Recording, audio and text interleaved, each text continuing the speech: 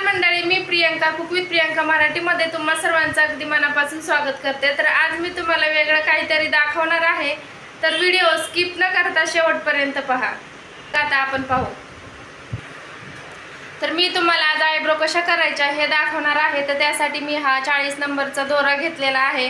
बऱ्याच वेळा दोरा आयब्रो करताना खूप वेळा तुटतो, तो त्यासाठी काय करायचं हे पण सांगणार आहे। तर बघा, ह्या आयब्रोना आकार कसा द्यायचा हे मी आज तुम्हाला सांगणार आहे।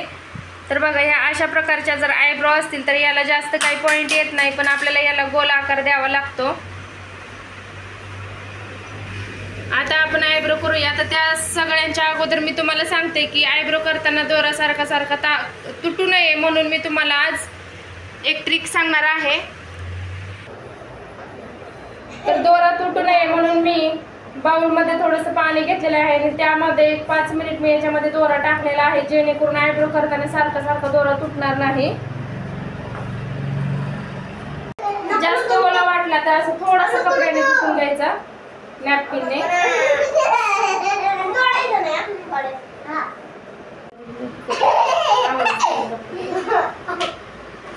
सगळ्यात अगोदर आयब्रोजला आपल्याला पावडर लावून घ्यायची आहे। पावडर लावल्यामुळे आयब्रो करताना त्रास होत नाही, त्याच्यामुळे सगळ्यात अगोदर पावडर लावून घ्यायची आहे आपल्याला।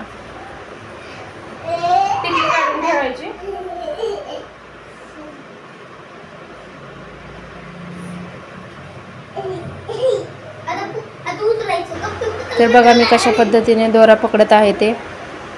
आपल्याला 5-6 पिळे मारून घ्यायचे आहेत, कमीत कमी 5 ते 6। आयब्रो करताना क्लायंटला विचारायचं की जाड पाहिजेत की पातळ पाहिजेत, पॉइंट पाहिजे की गोल आकारामध्ये पाहिजेत, आणि मगच आयब्रो करायला स्टार्ट करायचे।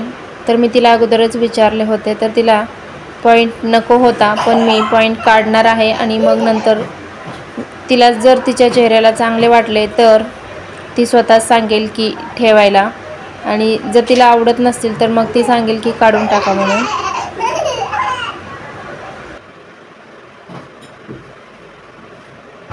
आयब्रो करताना अजिबात आतमध्ये जायचं नाही, साईडचंच अगोदर क्लीन करून घ्यायचं आणि लाईनमध्ये आयब्रो करत जायचे, म्हणजे आयब्रो उडत नाही।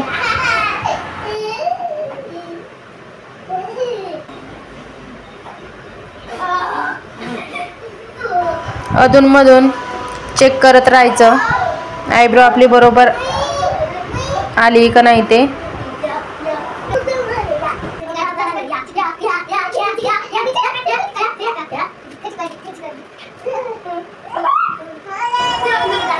क्लायंटला व्यवस्थित पकडायला सांगायचं, आणि जर हात अवघडला असेल तर त्यांना सांगायचं तसे सांगा म्हणून, नाहीतर स्किन दोऱ्यामध्ये येऊ शकते आणि कट होऊ शकते।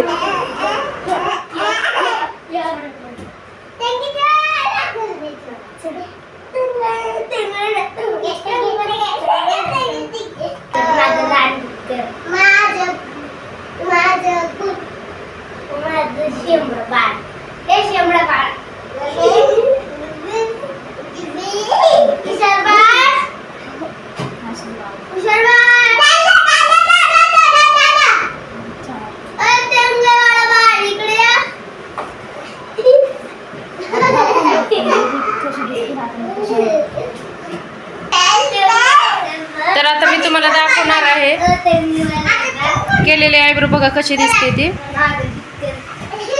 आणि आता आपल्याला ही आयब्रो करायची, म्हणजे किती डिफरंट आहे बघा,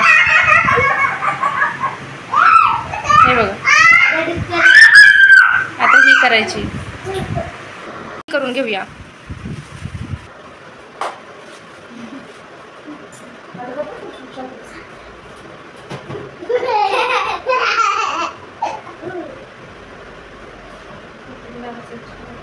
डाव्या साईडची आयब्रो करताना समोरून करायची आणि उजव्या साईडची करताना पाठीमागून करायची। मी डाव्या हाताने करते, त्याच्यामुळे पोझिशन चेंज होते। तुम्ही उजव्या हाताने करत असाल तर ही आयब्रो मागच्या साईडने करायची आणि उजव्या साईडची समोरून करायची।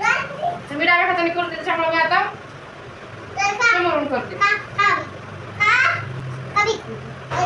तर बघा, आपण एखादी गोष्ट ठरवली कधीच होत नाही. तर माझं सुद्धा आज तसंच झालेलं, पण मी ठरवलेलं की किती जरी मुलांनी गोंधळ घातला तरी मी आज व्हिडिओ काढणारच. तर मी त्यांना सांगत होते की गोंधळ करू नका, तरी पण ते व्हिडिओ काढत असताना मुद्दामून गोंधळ करत होते. सगळ्यांसोबत असंच होत असेल. तर बघा, क्लायंटला नेहमी मी 3 बोटाने अशी आयब्रो पकडायला सांगायची, म्हणजे त्रास होत नाही. आणि खालच्या हाताने पण दाबायचं नाही डोळा, फक्त असं खाली खेचायला सांगायचं, म्हणजे त्रास होत नाही.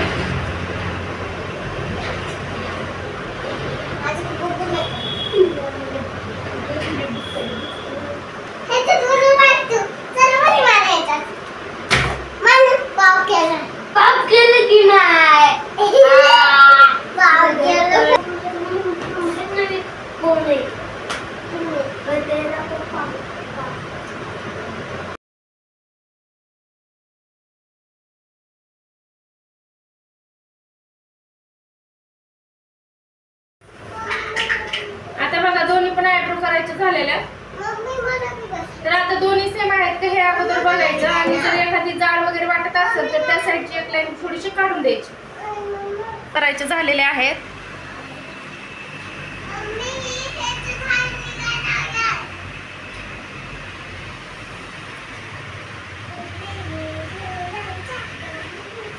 आता तुम्ही पाहू शकता.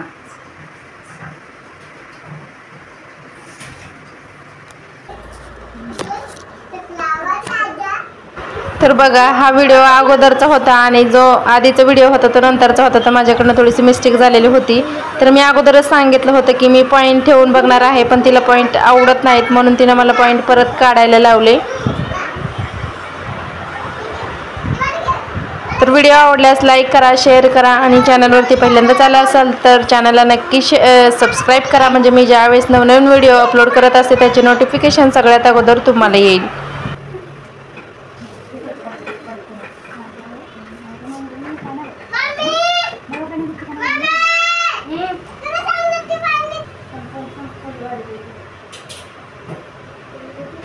तर बघा, जे छोटे छोटे केस राहिलेले असतात तर सगळीकडे आपल्याला सगळ्यात शेवटी एक थ्रेड मारून द्यायचा आहे हलक्या हाताने.